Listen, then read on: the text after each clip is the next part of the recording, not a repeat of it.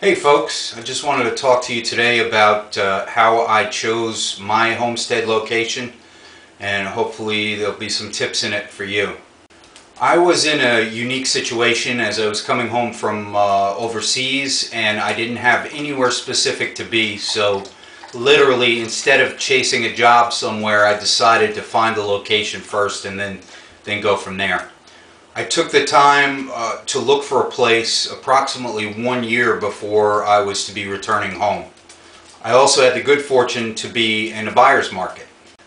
My roots are East Coast, so I was definitely looking at the East Coast. However, Eastern Oklahoma, Northwestern Arkansas, and East Texas also were in the running.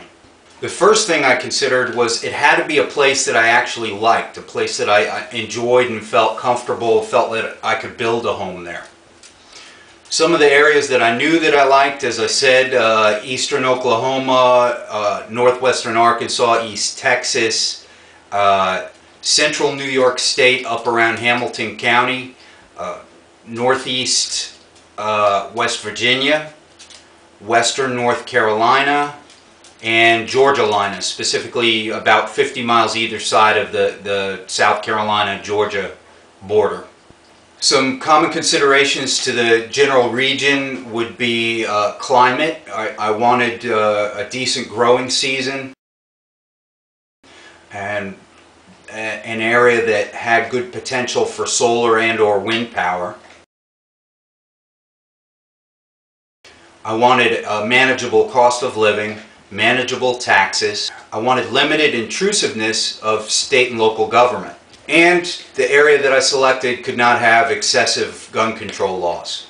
Some of my prepper type considerations for the general location included proximity to population centers, proximity to interstate system, the ability to bug out to a wilderness area on foot, limited risk or exposure to natural disasters such as earthquake, hurricanes, tornadoes.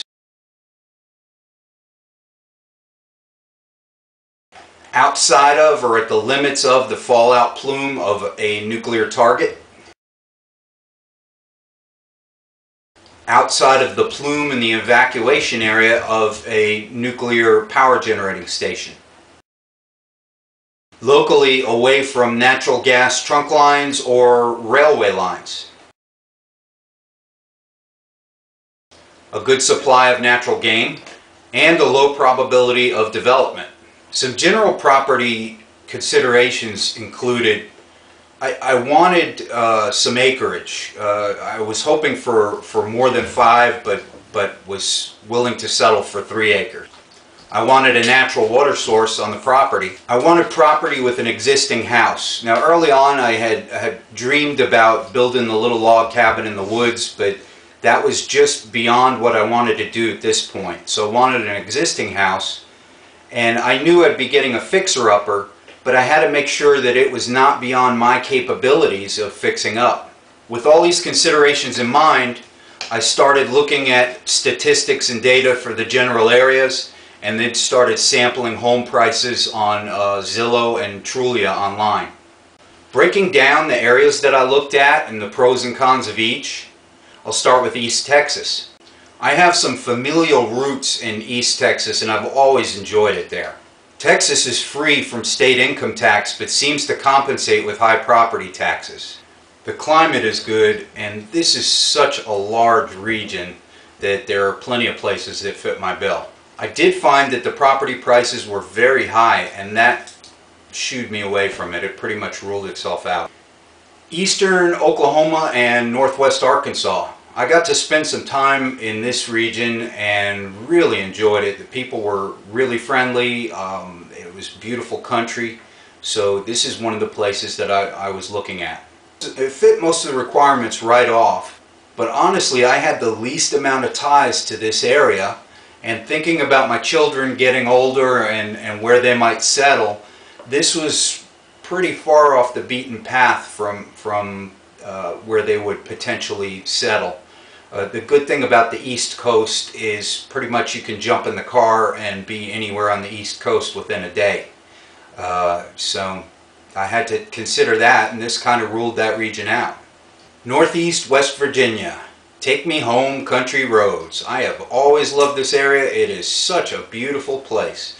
The tons of freshwater streams and babbling brooks and beautiful mountains, and really great. I've got some familial roots in this area also, and the property prices are in itself just amazing, incredible. Unfortunately, West Virginia's had a depressed economy for so long that the housing market suffered there more than anywhere else, which would have benefited me, I must admit. A couple of things ruled this out. Is number one, the main reason is that it's still within close proximity of the Boston, Washington megalopolis, that whole highly populated corridor. Number two is it does get a little cold there in the winter, so I ruled it out. Central New York, specifically around Hamilton County. I'm a native New Yorker, so New York scored very high on the list. Hamilton County is in north central New York State and in the heart of the Adirondack Mountains, and oddly, it's the least populated county east of the Mississippi. It's only got like 4,500 people in the county or something. Unfortunately, as quickly as New York shot up the list, it's got shot down just as quickly. Holy jeez, where do I start? The taxes, the prices, intrusive government, ridiculous gun laws. I could have tolerated the sub-zero winter temperatures if it weren't for the other things. I will always consider myself a New Yorker, but I'll never live there again. Western North Carolina, beautiful place. I've had the opportunity to travel there a lot over the years. You can still find some really nuggets as far as land prices way up in the mountains, which would suit me to a T. However, when it stood up against Georgia, which actually stands pretty darn close right next to Georgia, it didn't compare. The taxes are higher in North Carolina. There's also been a big push over the last several years of all these Yankees moving down to North Carolina. Now granted, I'm a Yankee also, but part of the reason I am not back up there, a big part, is intrusive nanny state type government. But all of these northerners that are moving down to North Carolina seem to want to bring that same intrusive nanny state government along with them. So the government is getting more and more progressive as time goes by. No thanks, North Carolina. That left me with Georgia. Georgia, essentially 50 miles in either direction from the Georgia-South Carolina border. Now, South Carolina eventually won out, and that was mostly due to cost of living and taxes. I had lived here back in the day for a bit and really enjoyed it back then. But now I found that I actually liked it a lot more. Back in the day when I lived down here, they did not know, literally did not know what the word bagel meant. It just had not spread that much amongst the national culture. Forget about finding good pizza. Some of the little Northeast brands that I enjoy so much, like Intamin's Crumb Cake or Boar's Head Cold Cuts, just didn't exist down here. Now we've got everything. So there's just enough of a smattering of Yankees down here to keep me from getting called a damn Yankee every time I turn around, and just enough to make a market for these products that I enjoy. Additionally, sometime between when I used to live here and now, they've done away with vehicle inspection, state vehicle inspection. It was determined to be intrusive government. So it's a small step, but a step towards a little bit freer government, a little bit more of a libertarian agenda, and I appreciate that. There's been some talk about a potential plan to do away with the low state income tax here. That can't be a bad thing. Additionally, there's a plan for revitalizing the Port of Charleston, which is underway, and that's pretty far from here, but it's going to make it one of the busiest, if not the busiest port on the East Coast. So that is going to impact back on the state, and allow them to lower taxes and increase support jobs, etc. So it's good all around. With that decision, I dropped it down to about 7 counties and started looking. Of the 7 counties that I was looking in, 2 of them got dropped rather quickly. One was for prices and the other for proximity to a population center. With the 5 remaining counties, I narrowed it down to about 25 properties all on the internet that were somewhat close to fitting what I needed, and went from there.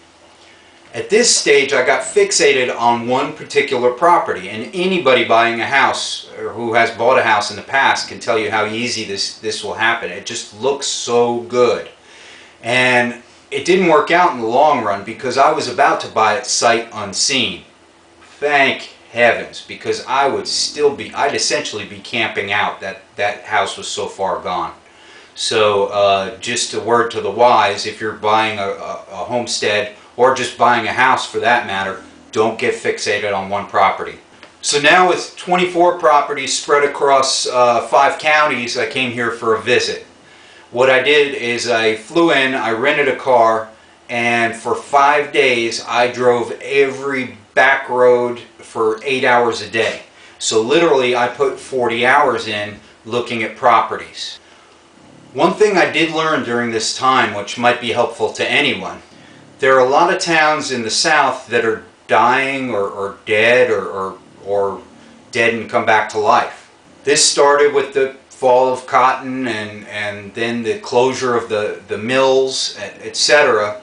And there have just been a lot of bad years. Now I found that a town that was dying or just about dead had a lot of young guys just ghosting around in the middle of the afternoon. And what this related to was a higher crime rate for that area in that town and areas around that town. What I did find is if you could find a town that had died, come back and found its footing and done something with itself, even on a small scale, that's where you wanted to be, because all those young guys had already moved on or been locked up or whatever. So word to the wise, just look really carefully at how many closed storefronts, how many guys are just hanging around in the middle of the afternoon when you do go look for a place. My driving around town dropped it down to 6 properties within 3 counties. It was at this time that I contacted the realtor that I'd selected and had him take me out and show me the inside of the houses and give me all the details. From driving around with the realtor, I quickly dropped the 6 properties down to 3, selected a primary and a backup, and placed an extremely low-ball bid on my primary. I went back overseas, the owner countered my offer, I countered him, and boom, settled, closed, down and dirty. This was within all total from the time I came home to look at the house to the time we closed was about 30 days. Compromises. The compromises that I had to make. We all make compromises when we buy a property. I do not have the natural water source that I wanted on the property. I am making up for it by having water catchment, water storage, a manual pump for my well, and looking at potentially a solar pump for that well. I do have 2 streams within 500 meters of the property, but that's too far to haul water. I did not get the kind of acreage I was looking at, but I did get some, and I'm really happy with the lay of the land. My house is small. In fact, I say it's sort of the McMansion of the tiny house movement, weighing in at a whopping 900 square feet. That's 2 bedrooms and 1 bath. But really, that's all I need. And on top of that, it's solid brick. So no matter what, I've got a solid brick structure to start with. Anyway, hopefully some of that will help you, gear you to what you need. You might be looking for something totally different from me, something out west, something in the Northwest, Alaska. It's all up to you. But thanks for listening. Stay safe.